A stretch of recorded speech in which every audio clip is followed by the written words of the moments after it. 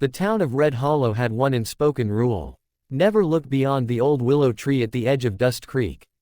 Everyone knew it. Everyone obeyed it. Everyone, except rancher Colt Harwood, a stubborn, broad-shouldered man who hated secrets more than bullets. One evening, as a blood-red sunset bled across the sky, Colt rode past the willow. He noticed fresh tracks, small, barefoot, and hurried. A woman's voice suddenly rang out behind him. "Don't look there." It was Martha Grayson, the preacher's wife, pale and shaking. But Colt didn't turn, didn't blink, didn't breathe, because from behind the willow, he heard whimpering. A child. Colt pushed past the drooping branches, and what he found froze his heart. A little girl, bruised, tied by her wrists, shivering beside a broken wagon wheel. Her dress was torn, her face dirt-streaked, eyes wide with fear. When she saw Colt, she whispered. "He said he'd come back, the man with the scar." Colt cut her loose immediately. But when he carried her out, the entire Grayson family stood there, Martha, the preacher, and 2 ranch hands. Their faces weren't shocked. Their faces weren't sad. They were angry. The preacher stepped forward, voice trembling. "You shouldn't have seen her. This is none of your concern."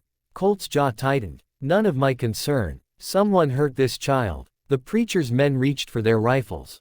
That was when Colt realized. They knew. They all knew. And they wanted the child hidden, forever. Colt backed away, the girl in his arms, fury burning in his chest. And as he mounted his horse, the preacher shouted, "Harwood, you look back again, and the whole town will turn against you." Thunder rolled. The child cried into his shirt. Colt didn't care. He would protect her, even if it meant riding into hell itself. To be continued. What the rancher did next shocked the whole town.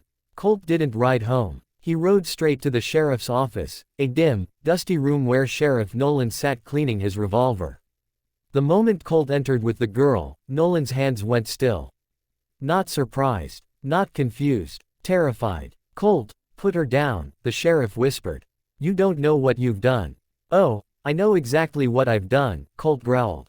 "I found her." The sheriff stared at the floor. "You weren't supposed to." That confirmed it. The whole law of Red Hollow was in on it. Colt slammed his fist on the desk. "Who did this to her?" Sheriff Nolan swallowed hard. "Preacher Grayson's brother. The one with the scar. They've been hiding him, protecting him." Colt felt the world go red.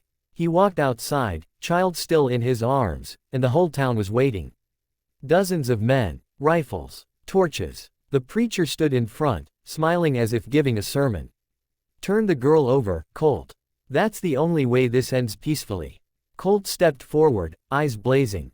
And with a voice like thunder, he shouted, "Peaceful ended the moment you touched a child." The crowd roared in anger.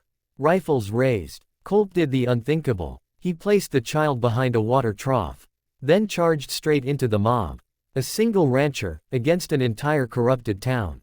He punched. He kicked. He knocked guns aside. He fought like a man possessed, not to win, but to buy the girl seconds of safety. But when the preacher aimed a shotgun at Colt's back, a deep voice shouted, "Drop it." The U.S. Marshals rode in from the ridge, guns blazing. Sheriff Nolan had secretly sent a message the moment Colt arrived, choosing justice over silence. Within minutes, the corrupted men were disarmed, captured, and thrown into wagons.